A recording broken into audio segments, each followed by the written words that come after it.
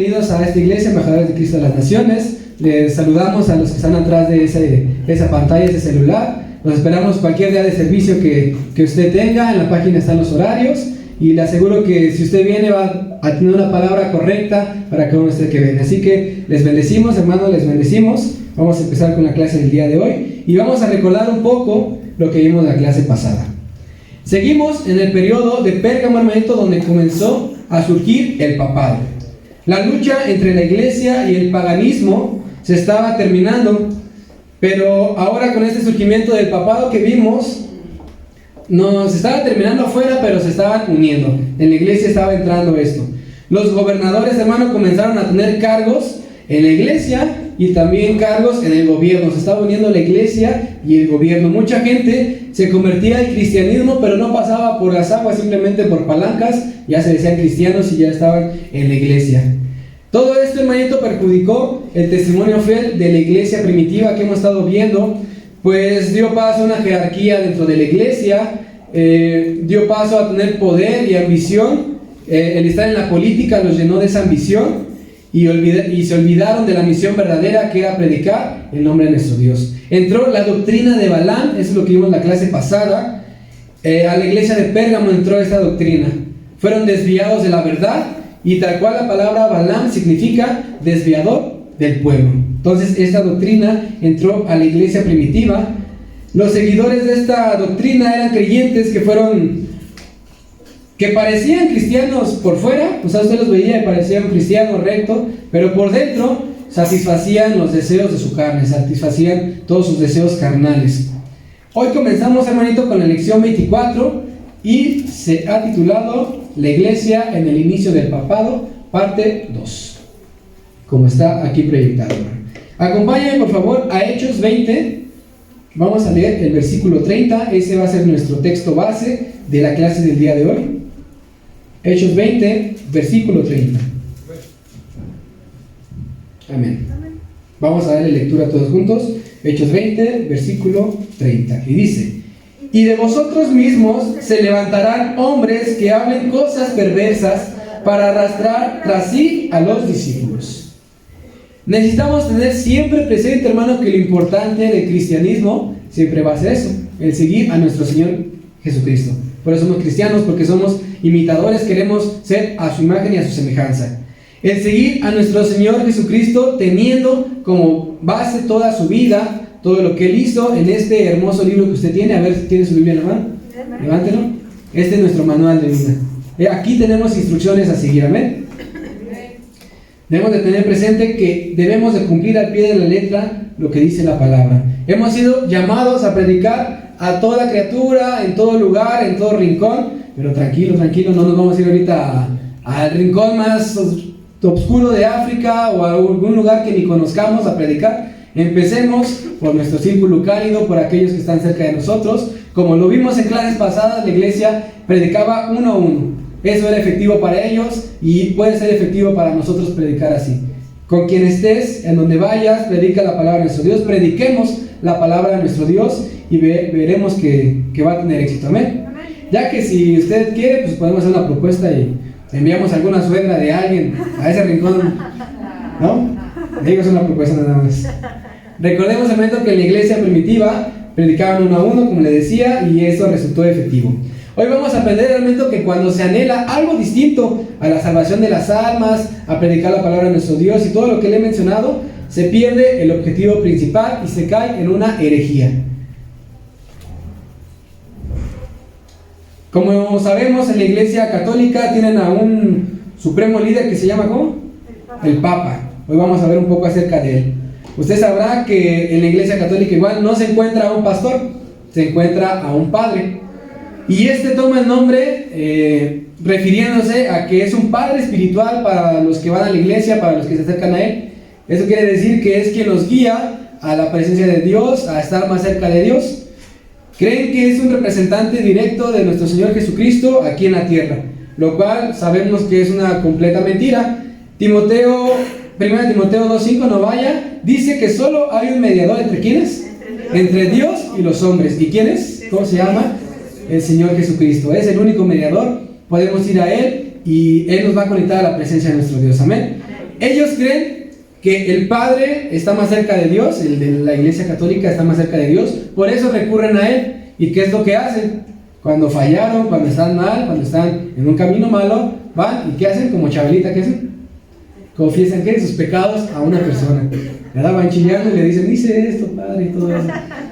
Eso no es necesario, hermanito. Igual, primera de Juan 1:9, no vaya, yo se lo digo, dice, si confesamos nuestros pecados, no a un Padre, si confesamos nuestros pecados a Dios directamente en oración, Él es fiel y justo para perdonar nuestros pecados y limpiarnos de toda maldad. Amén. El término papa se le da a un sacerdote que está al mando de todas las iglesias del mundo.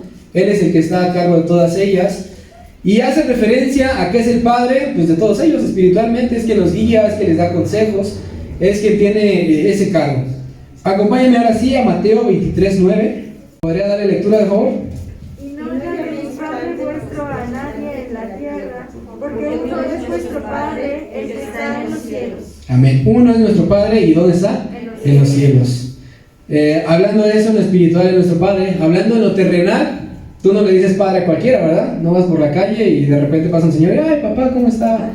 O al revés, pasa un niño y tú vas con tu novia, lo que sea, tu esposa, y te dice papá, pues se hace como de, ay, ¿qué onda, no? No cualquiera se le dice Padre, no cualquiera se ha ganado ese título. En la oración del Padre Nuestro, ¿cómo comienza? Padre Nuestro, que estás en ¿dónde? En los cielos. Vamos a desglosarlo un poquito. Dice Padre Nuestro. ¿De quién es el Padre? Nuestro. O sea, diga mío. Es nuestro Padre. ¿Y en dónde está? En los cielos. No hay por qué decirle Padre a una persona que está aquí en la tierra, sino solo a nuestro Dios. Él es nuestro Padre. Amén. Recordemos, hermanito, el título es la iglesia en el inicio del papado. Entrando un poquito ya en tema histórico, hermanito, en Constantinopla, el emperador y su corte dominaban a la iglesia totalmente. Pero en Roma no había un emperador que sobreempujara un poquito al papa o le hiciera un poquito de sombra, sino el papa era el mero en Roma.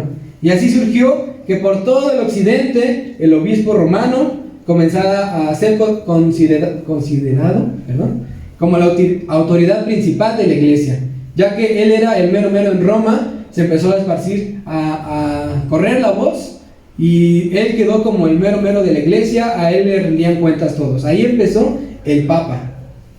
Empezaron a desviar más y más sus enseñanzas, rendían cultos a los muertos, confesaban sus pecados a su nombre, como le mencionaba, se dirigían a una imagen haciendo rezos repetitivos y sin ningún sentido, y ahora pusieron a un hombre a cargo de la iglesia que se llama el papa. Empezaron a buscar el beneficio propio a través de la iglesia y pues se terminaron perdiendo. Empezaron a tener cargos en la iglesia y en el gobierno, y obviamente la ambición creció, el dinero ahí estaba y cargos muy importantes ahí estaban y se desviaron. ¿Me podrías pasar a la siguiente diapositiva, por favor? En lo que lo ponen es un pequeño camino que hice, representando el viaducto. Nada, es cierto. Es un camino que yo hice.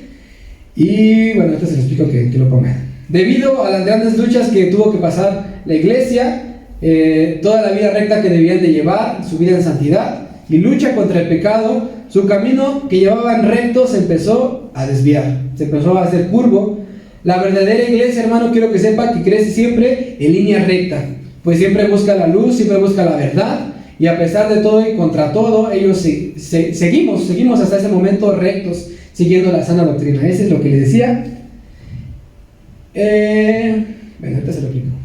Lo fácil, hermano, que hubiera sido para los primeros cristianos negar que eran cristianos para no ser echado a los leones, o lo fácil que hubiera sido decir, no, yo no soy cristiano, para que no fueran llevados al circo romano, ¿verdad? Pero ellos sabían que estaban siguiendo la verdad, que estaban creyendo en la verdad y no lo negaron, y ellos van a tener su recompensa.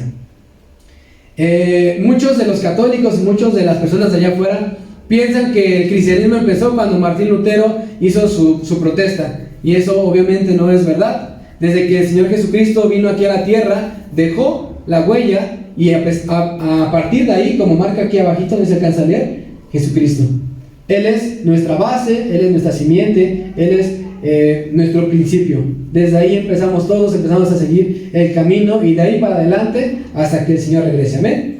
Este es un camino que representa una calle, Aquí se alcanza a ver, son los siglos 1, 2, 3, 4.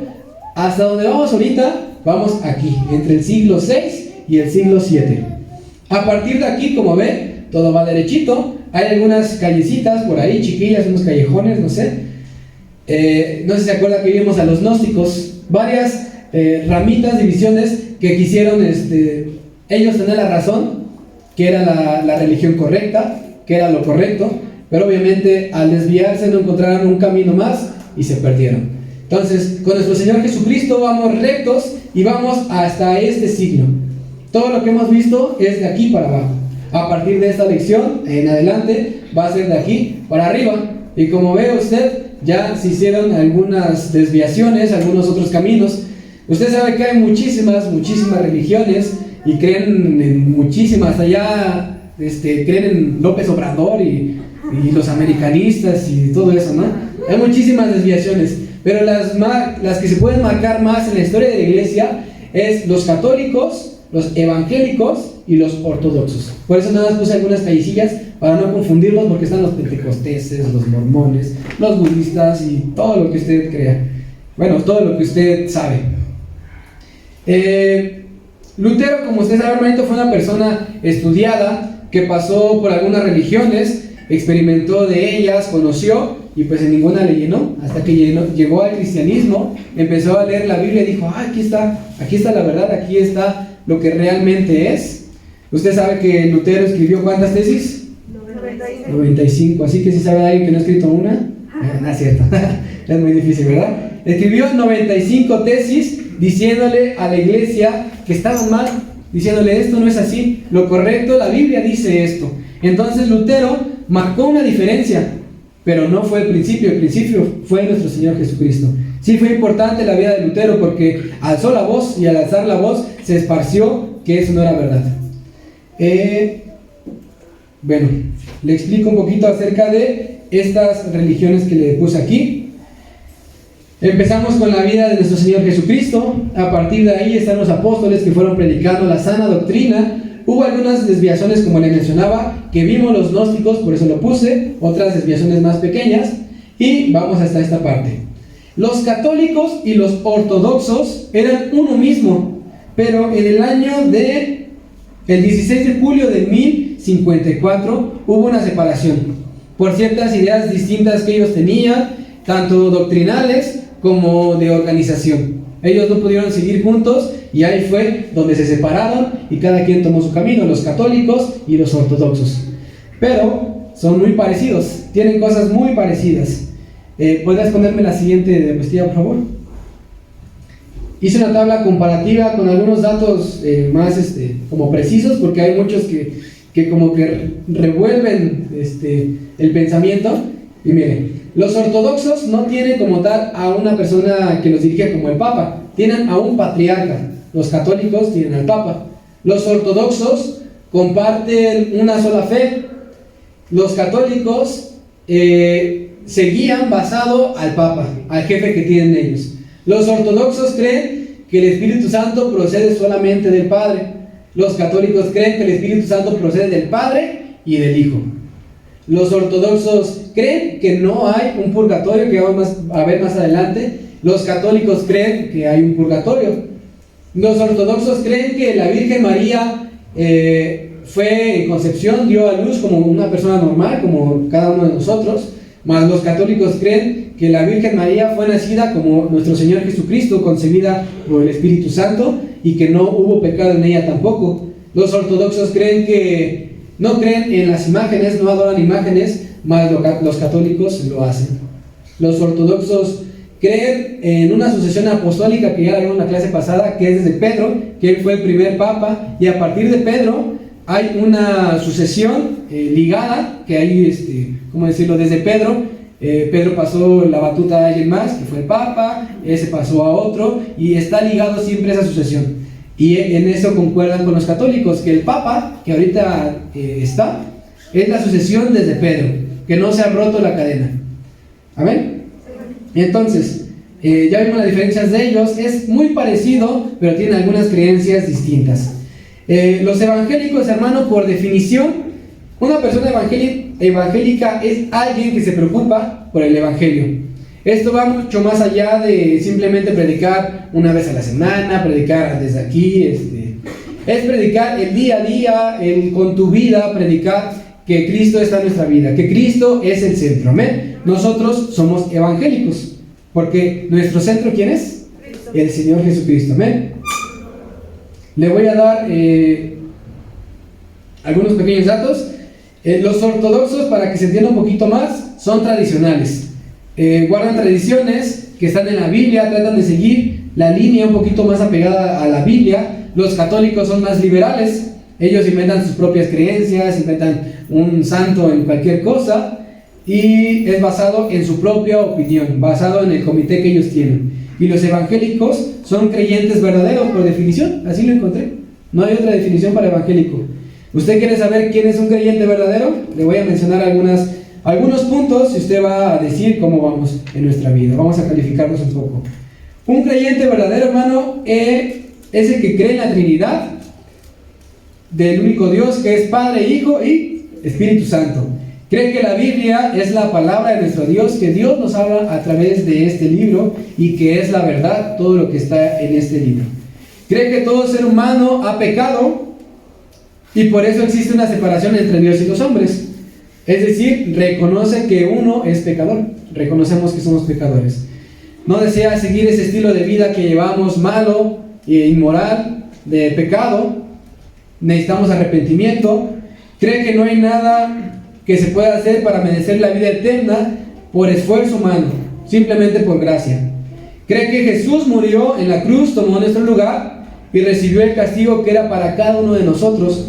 Cree que Jesús resucitó entre los muertos. Cree que Jesús ofrece vida eterna a todos los que ponen en Él su fe.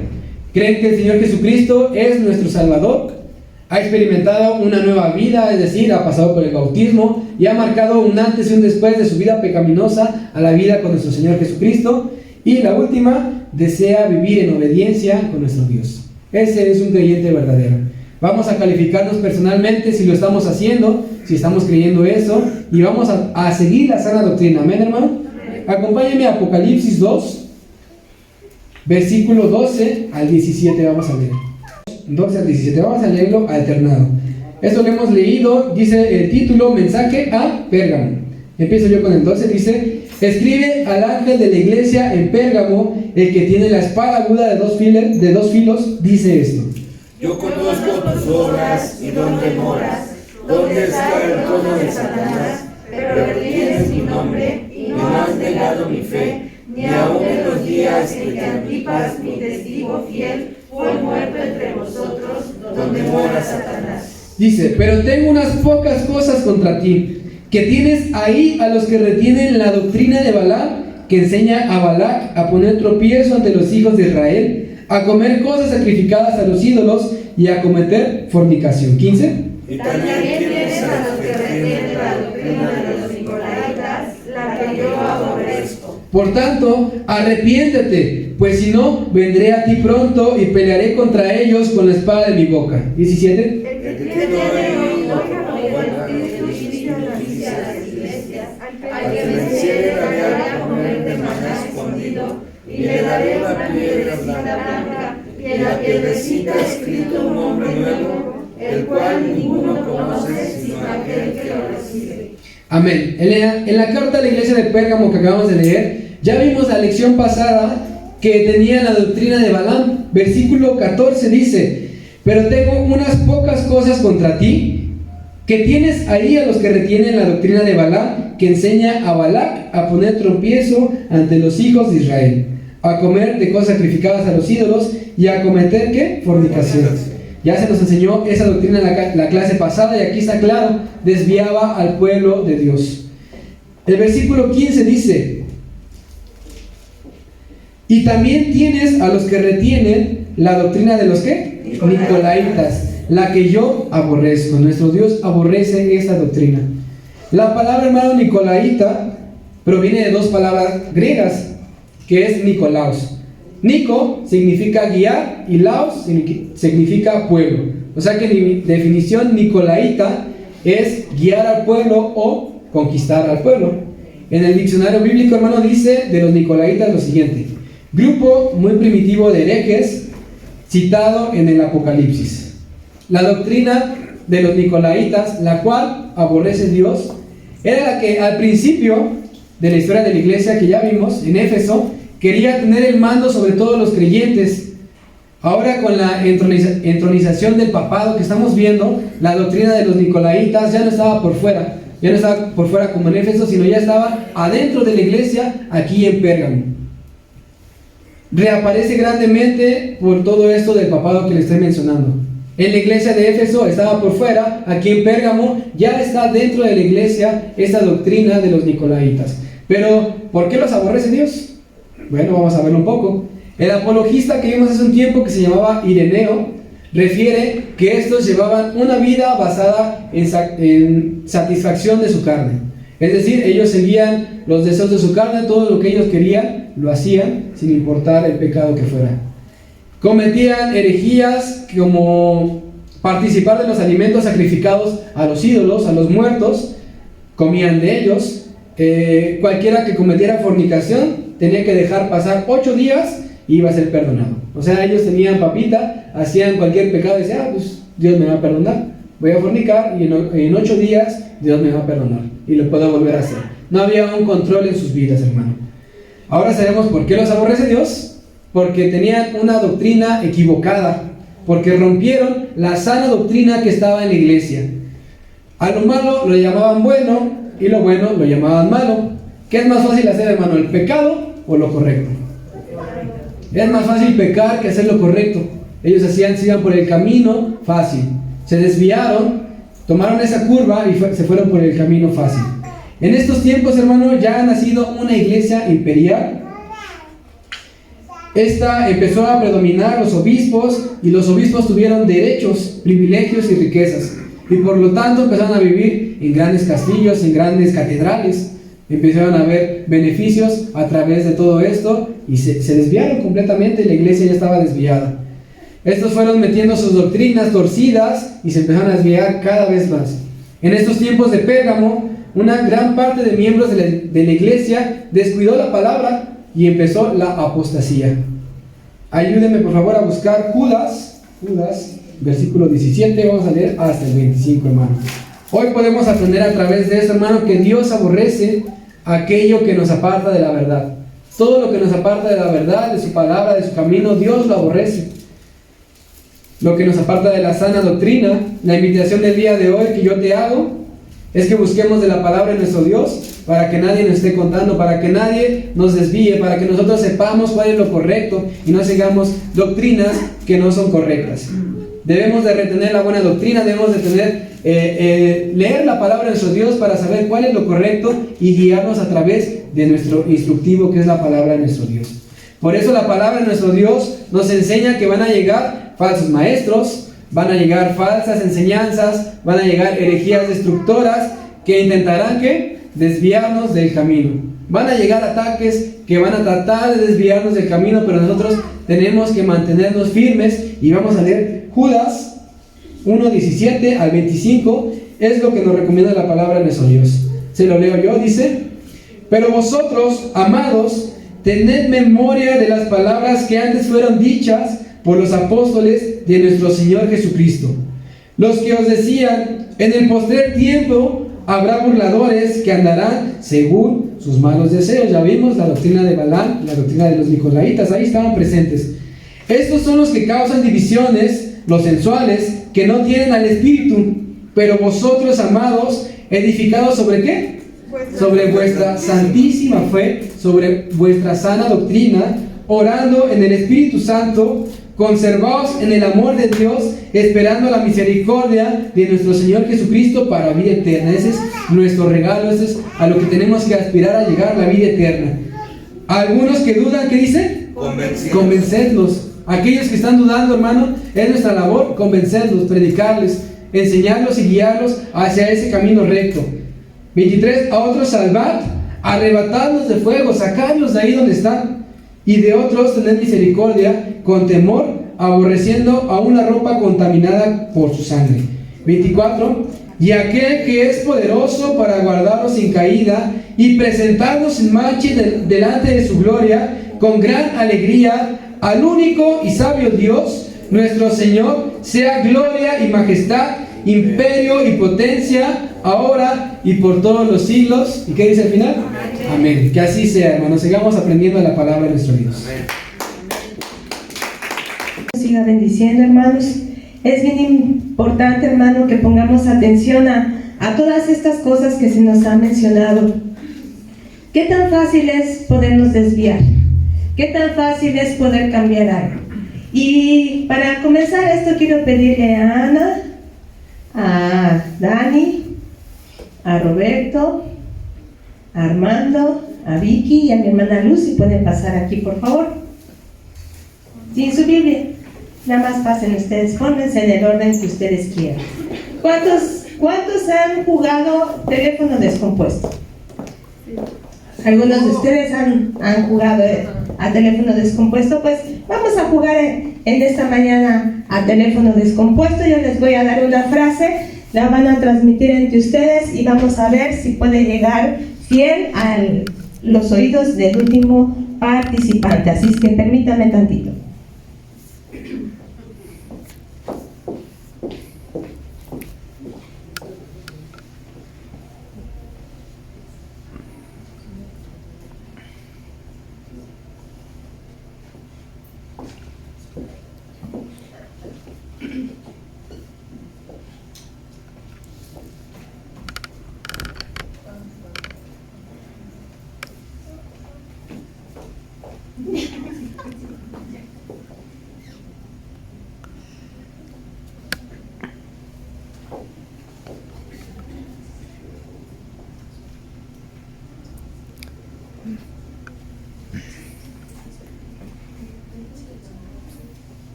¿Nos puedes decir, Roberto, cuál fue la frase que te dijeron? El perro de Don Roque no tiene rabo porque Don Ramón se lo ha cortado. Bueno, muy bien. Gracias por participar. Más o menos estuvo bien. Hubo un pequeño cambio en la frase que yo dije. Roberto dijo, el perro de Don Roque no tiene rabo porque Don Ramón se lo ha cortado. La frase era, el perro de San Roque no tiene rabo porque Ramón se lo ha cortado. Ahí añadimos unas palabras. Estas palabras alteran la frase, pueden modificar la frase, cambian el sentido. Pues tal vez no, ¿verdad? En esta ocasión. Pero ¿cuántas veces ha pasado, sí, que se nos dice algo y lo vamos transmitiendo y al final las cosas se distorsionan totalmente? No tiene nada que ver de lo que se nos dijo en un principio a lo que la última persona recibió, ¿no? Eso es lo que pasa a veces con un chisme, ¿no? Se cuenta de una manera y el otro que lo cuenta le añade de su cosecha y luego el otro ya nombre y termina toda una historia, toda una tragedia de algo que nada más se le derramó la leche, ¿no? Entonces, ¿por qué sucede esto? ¿Qué pasa? ¿Por qué sucede que cuando transmitimos algo cambiamos las cosas?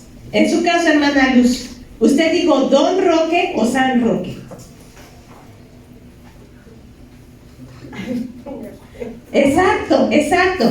Pero ¿por qué pasa esto? ¿Por qué sucede que no se acuerda? ¿Qué hay ahí? No se dio bien el mensaje, tal vez, hubo nervios, hay inseguridad, muchas cosas intervienen para que un mensaje pueda ser modificado. Nos agarran desprevenidos, nos agarran asustados y entonces eso no permite que recibamos correctamente un mensaje. ¿Qué es lo que ha pasado? Si ustedes se fijan en lo que hemos estado estudiando durante la historia de la iglesia, estamos hablando de la iglesia cristiana, hermano, que no se nos olvide. Pero todo lo que hemos estado viendo, ¿hacia quién está dirigido? ¿Hacia qué tipo de iglesia? ¿Sigue siendo la iglesia cristiana pura? ¿Sigue siendo la iglesia cristiana que debe de ser como el esquema que nos mostró nuestro hermano Aarón? Ya no. Ya estamos viendo muchos cambios y muchas modificaciones a la doctrina. Quiero que vayamos a Apocalipsis 2, hermanos. de lo que nos estaba hablando nuestro hermano Aarón sobre los nicolaitas, vemos en el capítulo 2, versículo 6, que nos habla acerca de esto, y estamos hablando de la iglesia de Éfeso, la primera iglesia que vimos, y si se fijan ahí dice, pero tienes esto, que aborreces las obras. Fíjense, ahí habla de obras de los nicolaitas, las cuales yo también aborrezco. Desde ahí el Señor estaba censurando, pero ahí como se dice las obras. Y en el versículo 15 que leyó nuestro hermano Aarón, ahí ya como viene, dice, y también tienes a los que retienen la doctrina. ¿Qué diferencia hay entre obras y doctrina, hermano? ¿Y cuánto tiempo ya ha pasado?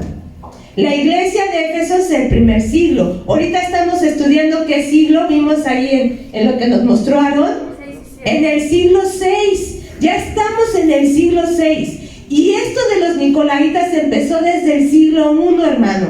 Pero comenzó como obras, como algo lejano, como nos mencionaban, como algo de un grupo ajeno, que ya se venía manifestando. Vamos a ver aquí en Tercera de Juan, versículo número 9, cómo ya se estaba manifestando esto. Y dice, yo he escrito a la iglesia, pero Diótrefes, el cual le gusta tener el primer lugar entre ellos, no nos recibe. Ya se estaba manifestando esto, pero con la palabra y con lo que se estaba deteniendo, reteniendo, alejando. Pero para el siglo VI ya era una doctrina.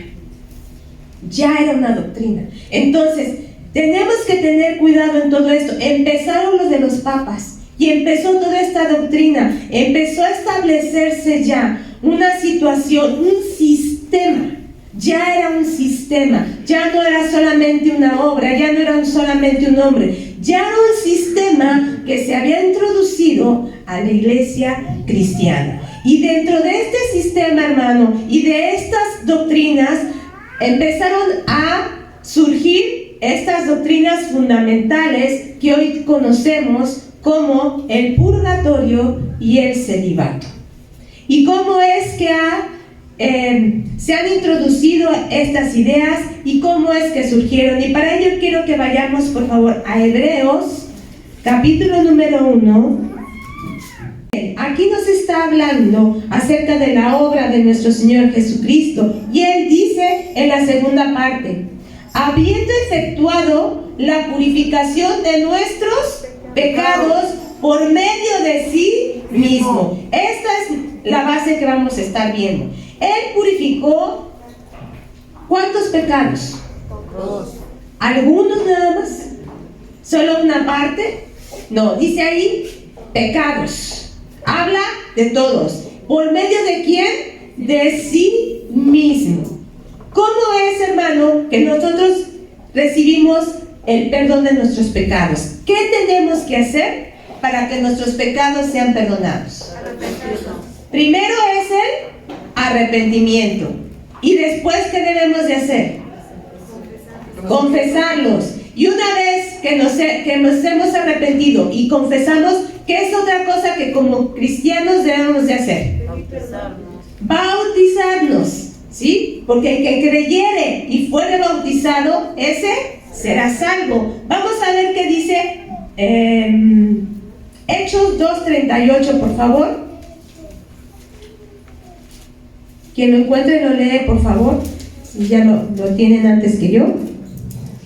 Ahí nos muestra qué es lo que se tiene que hacer. Esta era la predicación de los apóstoles. Aquí ya Pedro está como un apóstol y dando el mensaje donde se convierten más de 5,000 personas. Y les dice, arrepiéntanse y bautícense para el perdón de los pecados. Entonces, hermano, ¿cómo es que empieza a surgir una idea diciendo que solamente Dios perdonaba algunos pecados? Solo algunos, y les dan hasta una clasificación. No sé cuántos de ustedes han escuchado que hablan de pecados veniales y pecados de muerte. ¿Quién dio esta clasificación? Ciertamente hay un solo pecado, una sola situación en la que ya no es perdonado. ¿Y ese cuál es? La blasfemia contra el Espíritu Santo. Y eso nos lo marca la palabra de Dios y lo dice nuestro Señor Jesucristo. Porque tú puedes hasta hablar mal de Dios, Padre. Puedes hablar hasta mal del Hijo. Pero si tú te metes contra el Espíritu Santo, es un pecado de muerte. ¿Sí? Y eso lo marca la palabra de Dios. Pero lo demás, cuando nosotros venimos delante de nuestro Dios, solamente nos ha perdonado unos pecados, dice aquí que Él nos limpia de toda maldad. Entonces, ¿cómo es que surge dentro de todo esto que hemos estado viendo esta idea? Y todo es a causa de que empezaron a tomarse a los hombres como los padres de la fe. Como los que la palabra de estos hombres fue más importante que la misma palabra de Dios. Y ahí es donde empezamos a desviarnos de todo lo malo. Puede haber frases, puede haber testimonios o escritos de hermanos, pero nunca se nos debe olvidar que todo lo que escuchamos, lo que leemos y lo que recibimos debe de estar fundamentado aquí, en todo momento. Y así fue como surgió. Uno de estos padres llamados de la fe fue San Agustín, que también ya hemos estudiado desde antes. Este puso en duda que existiera un lugar aparte de lo que es el cielo y el infierno.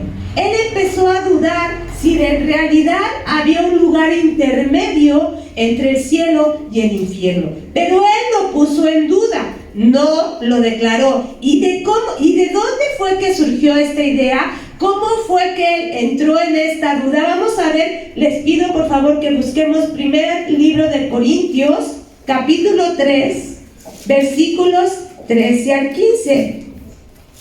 Ellos toman una frase que viene en este pasaje que habla sobre el fuego purificador, pero vamos a ver a qué se refiere.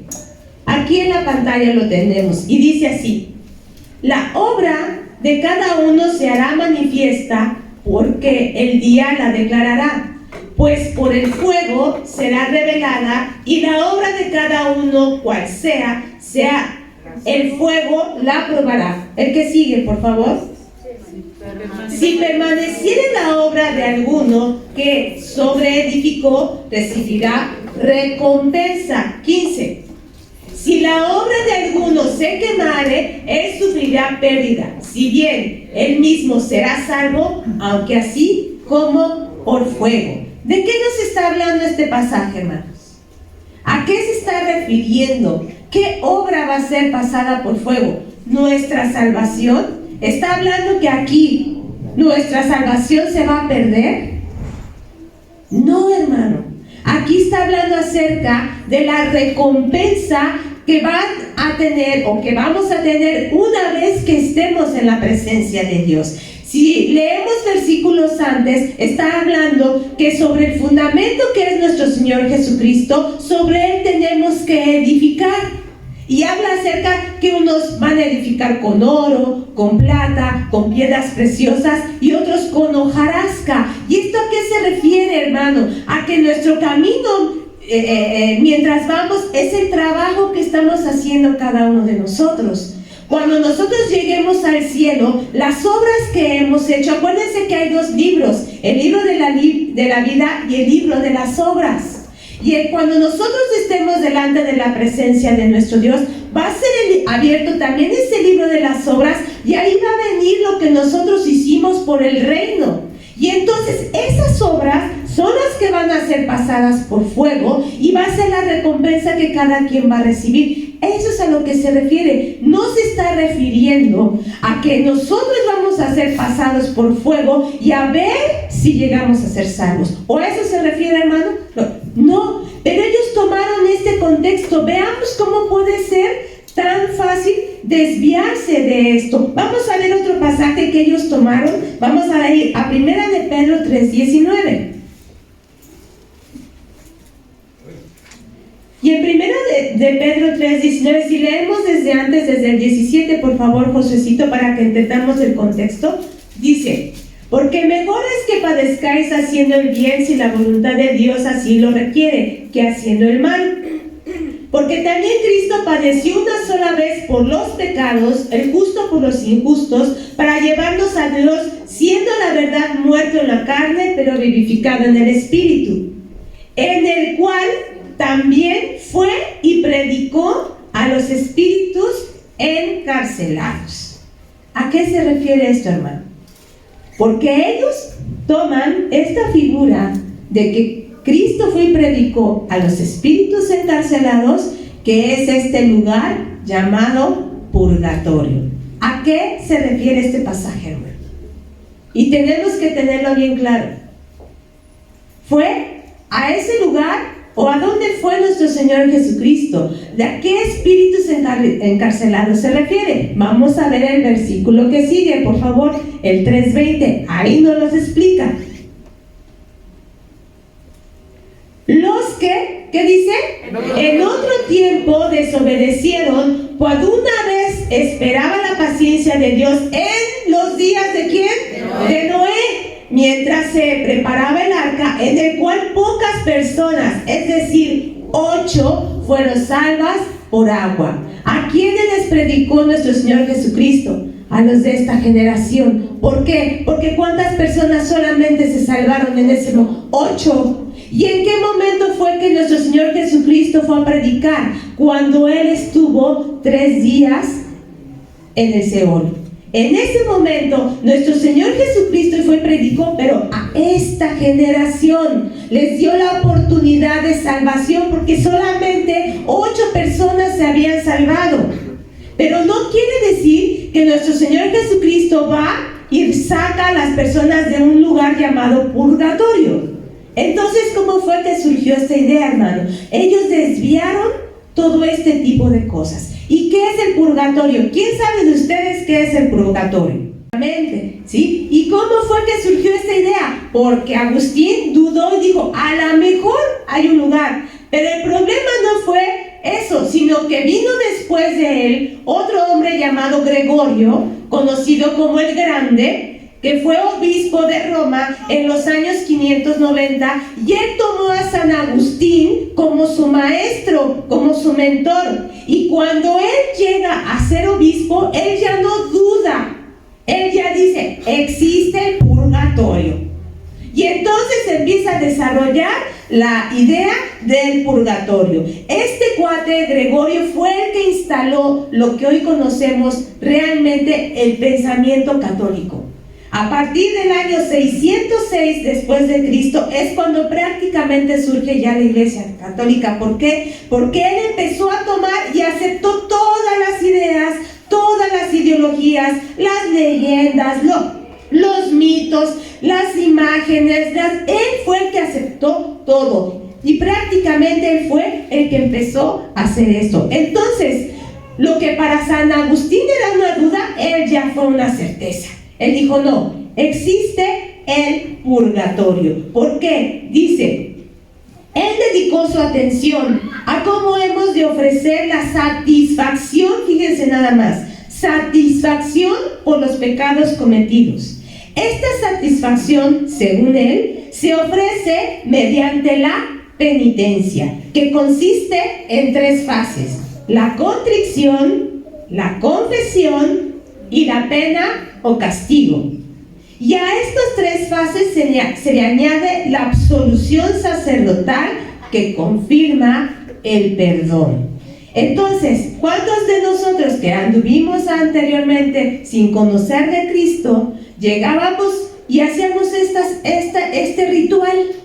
¿Sí? Que la contrición, ¿qué es la contrición? Bueno, que te sientas mal por el pecado que hiciste, la confesión y la pena o castigo. Y todo esto tenías que ir ante un hombre, ante un sacerdote, te tenías que confesar y él te imponía tu penitencia. Y con esa penitencia tu pecado ya era absuelto y el sacerdote ya te absolvía. ¿Dónde dice la palabra de Dios eso? ¿Dónde dice que debe de ser así? No lo dice la la palabra de Dios, empezaron a desviar todo esto. Yo recuerdo que yo iba y siempre decía lo mismo, y jamás sentí una contrición, jamás sentí, solamente lo hacía por costumbre y porque mi mamá así me decía, y yo siempre decía lo mismo: perdóneme, Padre, porque he sido desobediente a mis padres y porque siempre me peleo con mis hermanos. Eso era siempre lo que yo decía, siempre. ¿Y qué pasaba? Yo salía de ahí y yo era la misma o peor, y eran muchas más cosas que yo hacía, pero siempre hacía, y ya te decía así: 10 padres nuevos, 10 padres nuestros y 10 aves marías. Y ahí me tenían a mí, se me iba la cuenta, ¿sí? Se me iba la cuenta, me aburría, ya nada más decía unos cuantos, ya me par... ¿Y cómo sabían ellos que realmente tú habías hecho bien las cosas? Y sin pena, sin angustia podías ir y participar de lo que ellos decían, porque así era, pero no había un cambio, porque son palabras de hombres, son doctrinas de hombres que ellos impusieron. Pero no solamente eso, dice: debe creerse que existe un fuego purgatorial antes del juicio para ciertos pecados ligeros o veniales. ¿Sí? Pero como les digo, no, pues si mentiste, pues sí hay perdón. Si robaste, sí hay perdón. Si mataste, sí hay. O sea, ellos te clasifican los pecados, los que sí y los que no. Y por esos pecados veniales, uno está en el purgatorio. ¿Y cómo se sale de ese purgatorio? ¿Sí? Dice: quienes mueren en la fe y comunión de la iglesia, pero sin haber hecho penitencia suficiente por sus pecados, van al purgatorio, donde pasan algún tiempo antes de ir al cielo. Uno de los modos en que los vivos pueden ayudar a los muertos a salir del purgatorio es por medio de las misas, que ellos conocen como Eucaristía, las plegarias, lo que es el rosario, y la compra de indulgencias. O sea, ¿en qué momento hablan acerca de la sangre de nuestro Señor Jesucristo? ¿En qué momento se habla del sacrificio de nuestro Señor Jesucristo? De confesar su nombre, de bautizarse. Puras obras, obras y obras. Esta fue la desviación total, de donde ya no se habla del sacrificio de Cristo, donde ya no se habla de su obra, sino solamente tú haz y tú compra. Y de ahí vino el negociazo de la Iglesia Católica. ¿Por qué? Porque con la compra de indulgencias te decían: compra la astilla y le estás ganando 10,000 años del purgatorio. En 5 años tú lo vas a sacar. Y ahora es la obra de uno para sacar a tu familiar. ¿Sí? Ya no es la obra de Cristo, ya no es lo que Cristo ha hecho, sino ahora somos nosotros, a través de obras y de cosas que nosotros podemos sacar a los muertos de un tal purgatorio. Y la palabra de Dios no nos enseña nada de eso. Vamos a ver qué dice Romanos 6:23 y Romanos 3:23 al 25. Romanos 6:23, ¿qué nos dice, hermano? Que la paga del pecado, ¿qué es? Muerte. La paga del pecado es muerte. Si tú mueres en pecado, si tú no has confesado a Cristo, si tu nombre no está escrito en el libro de la vida, tú estás muerto, hermano. Y nada hay más que hacer. ¿Sí? La paga del pecado es muerte, mas la dádiva de Dios, ¿qué es? Vida eterna en Cristo Jesús. Romanos 3:23 al 25.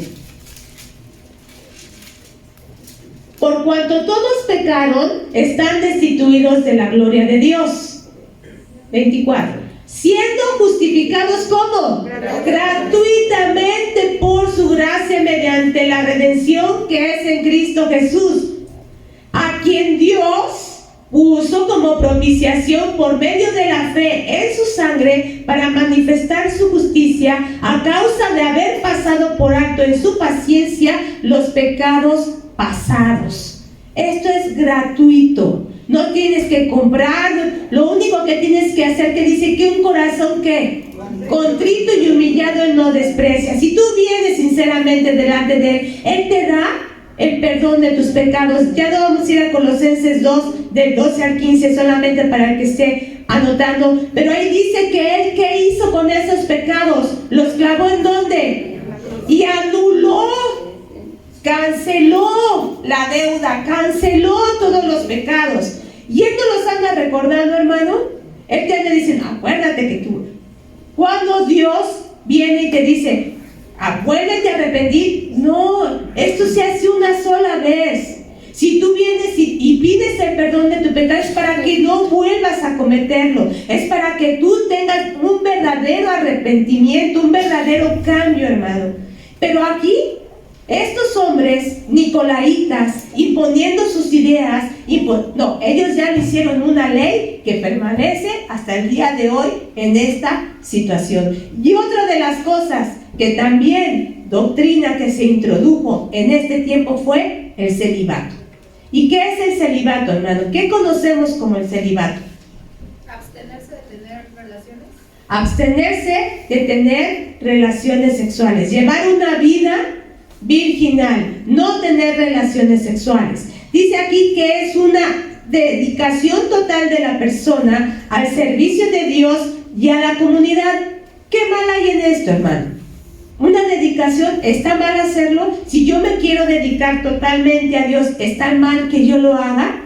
Entonces, ¿cuál es el problema de esto? Vamos a ver qué dice 1 Timoteo 4:3. La primera parte, ¿qué dice ahí? El primer parte, ¿qué dice? Prohibirán casarse. Y antes nos está hablando que iba a haber, ¿qué? Falsos maestros, que iban a imponer sus ideas, que iban a hacer, que iban a decir qué hacer. Y dentro de una de estas cosas iban a prohibir casarse. ¿Y cuál es el riesgo o cuál es la situación de esto, hermano? ¿Es algo bíblico? ¿Es algo correcto prohibir casarse? ¿Qué es lo que Dios le puso al hombre? En Génesis 2, ¿qué dijo? No es bueno que ¿qué? No es bueno que el hombre esté solo. No es bueno. Porque hay una condición física que nosotros tenemos. Y Dios, aún en eso, Dios nos protege. Dios nos cubre. Y Dios tiene algo especial para cada uno de nosotros. El prohibir casarse, ese es el problema.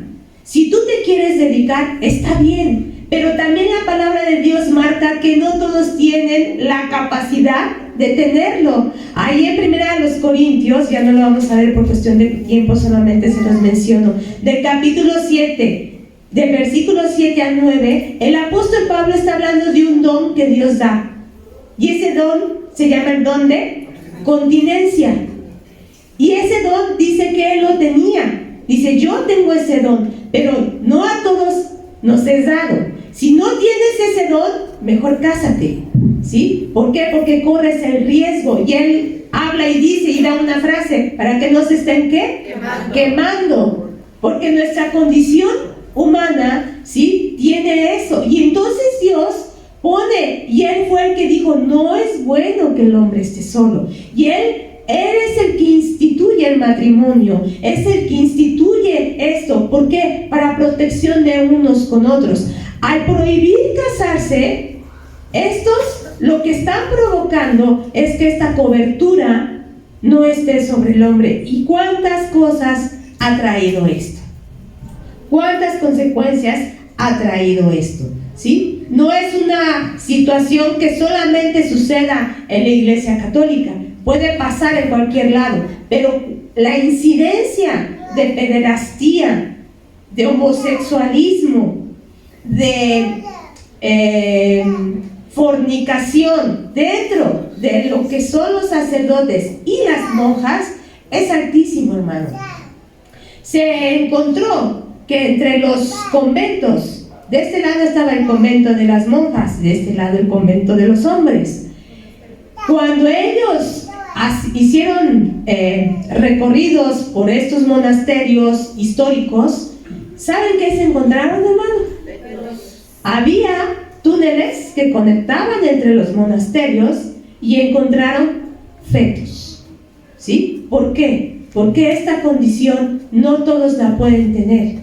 Y ellos, al prohibir casarse, llevaron al hombre a una situación difícil. Y la palabra de Dios nos enseña que nosotros y el matrimonio es algo que Dios acepta. Y es más, uno de los requisitos que deben de tener los obispos, los ministros, los que están al frente de una congregación, y nos muestra la palabra de Dios, que deben de ser casados, algunos, no todos, y el que esté casado debe de ser marido de una sola mujer, debe de saber gobernar bien su casa, porque dice que si no sabe gobernar bien su casa, ¿cómo va a poder gobernar la iglesia de Dios? Entonces, hermano, conforme a la palabra de Dios, estas doctrinas son totalmente contrarias. ¿Y qué es lo que ha traído? Desviación. Vemos que empezó esto bien. Puedes poner nuevamente el esquema que puso Aaroncito, y si pueden ir pasando mis hermanos de alabanza. El tiempo se va bien rápido, hermano. Cómo me gustaría que pudiéramos ahondar más en estos temas, pero les damos las bases, hermano, para que ustedes lo revisen, para que ustedes lo estudien, tengan estos versículos clave, hermano, porque nos encontramos con gente que tiene esta ideología, y cómo poder mostrar con la palabra de Dios la desviación y lo que Dios realmente nos dice. Empezamos bien, ¿sí? Y así debemos de seguir. El camino debe de seguir recto, hermano. Recto, pero empiezan las ideologías, empieza la duda. Hermano, si tú tienes duda, ve a la palabra de Dios en todo momento, y te pido que busques Hebreos 12 del 1 al 2. Con esto vamos a terminar. Cuando lo encuentres, ponte de pie, por favor. Y es el consejo que quiero dejarte en esta mañana, hermano. Por muy bueno que sea el predicador, por muy bueno que sea el maestro, hermano, nuestra mirada es sobre quién debe de estar. Sobre Jesús, sobre nuestro Señor Jesucristo.